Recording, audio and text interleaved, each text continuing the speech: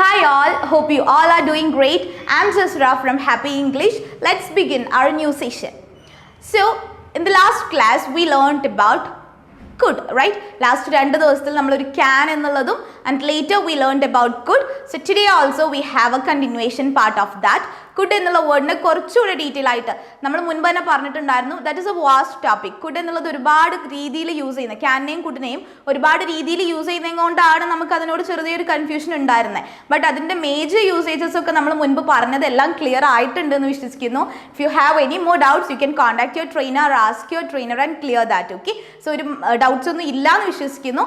Now moving on to the next part. ഇനി could നമുക്ക് വേറെ എന്തൊക്കെ ആവശ്യങ്ങൾക്ക് യൂസ് ചെയ്യാൻ കഴിയും എന്നുള്ളതാണ് പഠിക്കാൻ പോകുന്നത്. So before that we'll just start this class through some examples. Could ഉപയോഗിച്ച് കുറച്ച് എക്സാമ്പിൾസ് പറഞ്ഞുകൊണ്ട് നമുക്ക് ഈ ക്ലാസ് സ്റ്റാർട്ട് ചെയ്യാം. Okay, so before going to those example sentences we have few words here. Okay, let's go through those words. Your first one is see, then hear, then feel, smell, taste, remember and understand. I hope all the meaning for these words are clear for you. So അത് പറയണമെന്നില്ല അല്ലേ, you know the meaning for these words. So എന്തിനാണ് ഈ words പറഞ്ഞതെന്ന് വെച്ചാൽ നമ്മൾ could എന്നുള്ള word ഒരു കാര്യം ചെയ്യാൻ കഴിഞ്ഞിരുന്നു എന്ന് പറയാൻ മാത്രമേ ഉപയോഗിക്കുള്ളൂ എന്ന് പറഞ്ഞല്ലോ അല്ലേ. I could swim when I was 5 years old. ആ രീതിക്ക് 5 വയസ്സായിരുന്നപ്പോൾ എനിക്ക് നീന്താൻ കഴിഞ്ഞിരുന്നു അങ്ങനെ പറയാനാ ഉപയോഗിക്കുക എന്ന് നമ്മൾ പറഞ്ഞിട്ടുണ്ടായിരുന്നു. ബട്ട് നമ്മളൊരു കാര്യം ചെയ്യാൻ സാധിച്ചു, നമ്മൾ ഒരു സിറ്റുവേഷൻ പറ്റില്ല എന്ന് പറഞ്ഞില്ലേ, അവിടെ ഒരു എക്സെപ്ഷണൽ കേസാണ് നമ്മൾ പഠിക്കുന്നത്.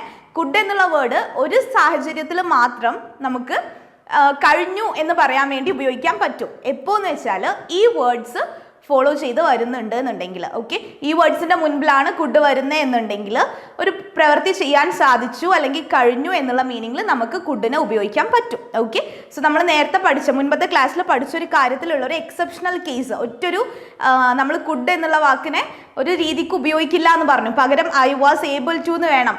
ഇന്നലെ എനിക്ക് 2 കിലോമീറ്റർ ഓടാൻ കഴിഞ്ഞു എന്ന് പറയാൻ I was able to run 2 kilometers yesterday എന്നാണ് പറയേണ്ടത്. അല്ലാതെ ഐ കുഡ് റൺ 2 kilometers എന്ന് നമ്മൾ പറയില്ല.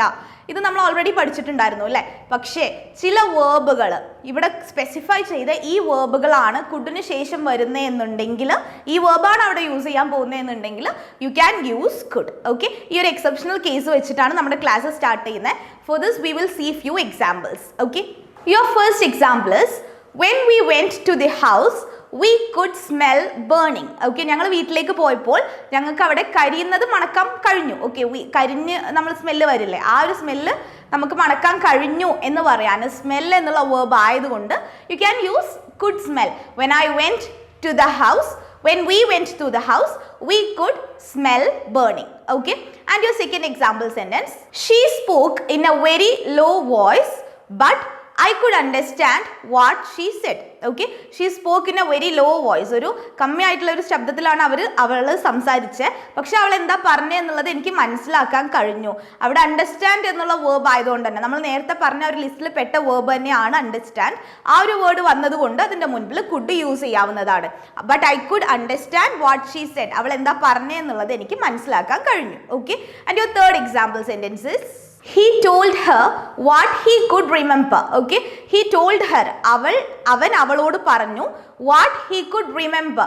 അവനക്ക് ഓർക്കാൻ പറ്റുന്ന അത്രയും കാര്യങ്ങൾ ഓർത്തെടുക്കാൻ കഴിഞ്ഞത് അവൻ പറഞ്ഞു. ഓക്കെ, സോ നമ്മളൊരു കാര്യത്തെക്കുറിച്ച് പറയുന്ന സമയത്ത് അവനക്ക് അറിയുന്നതൊക്കെ അല്ലെങ്കിൽ അവനക്ക് ഓർമ്മയുള്ളതൊക്കെ അവൻ പറഞ്ഞു എന്നാണ് പറയുന്നത്. സോ ഓർക്കാൻ കഴിയുന്നത് റിമെമ്പർ എന്നുള്ള വേർബ് ആയതുകൊണ്ട് could remember എന്ന് പറയാം. He told her what he could remember. Okay, so these are few examples where you can use could in positive type of sentence itself to speak about past ability. Okay, നേരത്തെ നമ്മൾ അത് പറ്റില്ല എന്ന് പറഞ്ഞിട്ടുണ്ടായിരുന്നു, പറ്റില്ല എന്ന് തന്നെയാണ്. ബട്ട് നമ്മൾ അത് പഠിച്ചിട്ട് അതിലൊരു എക്സെപ്ഷണൽ കേസ് ആയിട്ട് ഇത് നോക്കിയാൽ മതി. ഈ ഒരു വേർഡ്സ് വരുന്ന സമയത്ത് മാത്രം കുഡ് ഉപയോഗിക്കാം എന്നുള്ളത്. ഓക്കെ ആണല്ലോ അല്ലേ. Now let's move on to another usage of the word could. Could ഉപയോഗിച്ച് വേറെ എന്തൊക്കെ നമ്മൾ ചെയ്യാൻ കഴിയും, what all kind of other sentences can we express using the word could. Okay, so here could can be used to express polite request. Okay, മുൻപ് ഫസ്റ്റിലെയൊക്കെ ക്ലാസ്സിൽ നമ്മളത് പറഞ്ഞതാണ് റിക്വസ്റ്റ് ചെയ്യാൻ വേണ്ടിയിട്ട് could യൂസ് ചെയ്യുക. And in our previous class when we learned about can, അവിടെ നമ്മൾ റിക്വസ്റ്റിന് എന്ന് പറഞ്ഞു, അവിടെ യൂസ് ചെയ്യാത്തൊരു വേർഡ് ഇവിടെ പറഞ്ഞു, polite request. So if you are using could instead of can, then your request can become very polite. Okay, ഒരു ഭവ്യതയോടെ ചോദിക്കണമെങ്കിൽ could use ചെയ്ത് ചോദിക്കാം. Okay, so here are few examples for that. So your first example is, could you listen to my speech? Okay, ഞാനൊരു speech പറയുവാണ്, അപ്പോൾ നിനക്കതൊന്ന് listen ചെയ്യാവോ എന്ന് ചോദിക്കുകയാണ്. Polite ആയിട്ട് നമ്മൾ ആവശ്യപ്പെടുകയാണ്, റിക്വസ്റ്റ് ചെയ്യാണ്. could you listen to my speech? Okay, and the second example sentence is, could you please come here?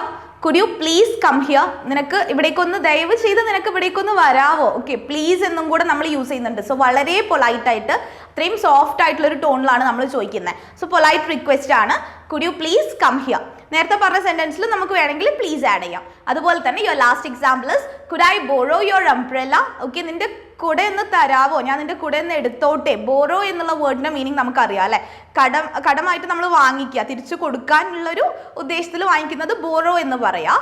So അത് നമുക്ക് ഞാൻ നിന്റെ കുട എന്ന് എടുത്തോട്ടെ ചോദിക്കാൻ could I borrow your umbrella please എന്ന് ചോദിക്കാം. Okay, so these are few examples where you can use could for making polite request. And now moving on to the next usage of could, that is to express possibilities. Okay, sometimes നമ്മൾ main ആയിട്ട് possibilities പറയാൻ may ഉപയോഗിക്കുന്നത് നമുക്കറിയാം അല്ലേ, but could use ചെയ്ത് നമുക്ക് possibilities പറയാൻ കഴിയും. Okay, could can also be used to express possibilities. Okay, so for that you have got few examples. Your first example is, you could cause an accident driving like that. Okay, അങ്ങനെ വണ്ടി ഓടിച്ച് നിനക്ക് മിക്കവാറും ഒരു accident സംഭവിച്ചേക്കാം. Okay, you may cos, അതൊരു ആക്സിഡന്റിന് വഴിയൊരുക്കാം എന്നുള്ളൊരു possibility പറയാണ്.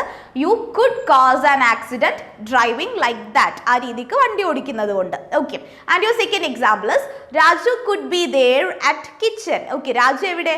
മിക്കവാറും അവന് കിച്ചണിലായിരിക്കും എന്നുള്ള ഒരു പോസിബിലിറ്റി ഇല്ലേ, അത് കുഡ് ഉപയോഗിച്ച് പറയാം.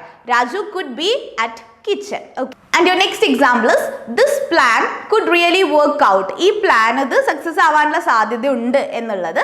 This plan could work out, could really work out. So നേരത്തെ പറഞ്ഞ സെന്റൻസിൽ ദേർ എന്നുള്ളൊരു വാക്ക് അത് നമ്മൾ ഒമിറ്റ് ചെയ്യുന്നതും കൊണ്ട് നമുക്കൊരു കംപ്ലീറ്റ് മീനിങ് തന്നെ കിട്ടുന്നുണ്ട്. അതേപോലെ ഇവിടെ this plan could work out എന്ന് പറയുന്നതും കുഡ് റിയലി വർക്ക് ഔട്ട് എന്ന് പറയുന്നതും മറ്റേതിനേക്കാളും ഇതിന് കുറച്ചും കൂടെ പോസിബിലിറ്റി കൂട്ടി പറയുകയാണ്, എന്തായാലും ഇത് വർക്ക് ആവുമെന്നാണ് തോന്നുന്നത് എന്നുള്ള രീതിയിൽ.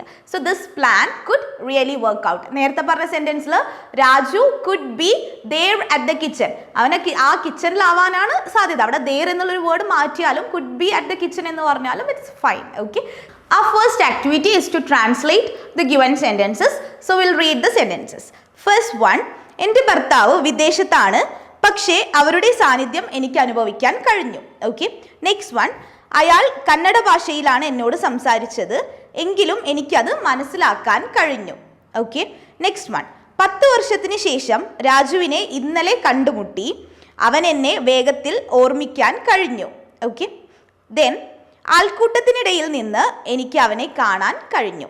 നെക്സ്റ്റ് വൺ, അവരുടെ ഭക്ഷണം എനിക്ക് ടേസ്റ്റ് ചെയ്യാൻ കഴിഞ്ഞു. നെക്സ്റ്റ് വൺ, ഇതൊരിക്കൽ കൂടി വിശദീകരിക്കാമോ? Okay, and next one is, നിനക്ക് ബിരിയാണി വാങ്ങാമായിരുന്നു. ആൻഡ് നെക്സ്റ്റ് വൺ, നിങ്ങൾ ദയവ് ചെയ്ത് നിങ്ങളുടെ മൊബൈൽ സ്വിച്ച് ഓഫ് ചെയ്യുമോ? Okay, these are few sentences for you to translate into English. You can do this work and send to your personal trainer. Today you are also having a calling activity session. So you have to call your trainer and speak about a memorable day in your life. നിങ്ങളുടെ ജീവിതത്തിൽ വളരെ memorable ആയിട്ട് നിൽക്കുന്ന, there will be many moments and days like that. May it be a moment or a day or anything. Okay, something that is very memorable for you. Sometimes it can be a good memory or a bad, anything. Okay, so you have to think about such a memorable day and you have to recollect that whole incident and try to share that with your trainer. So you are having this calling activity also. Hope you will enjoy doing this. That's all for today. We'll meet in another class. Take care and bye dears.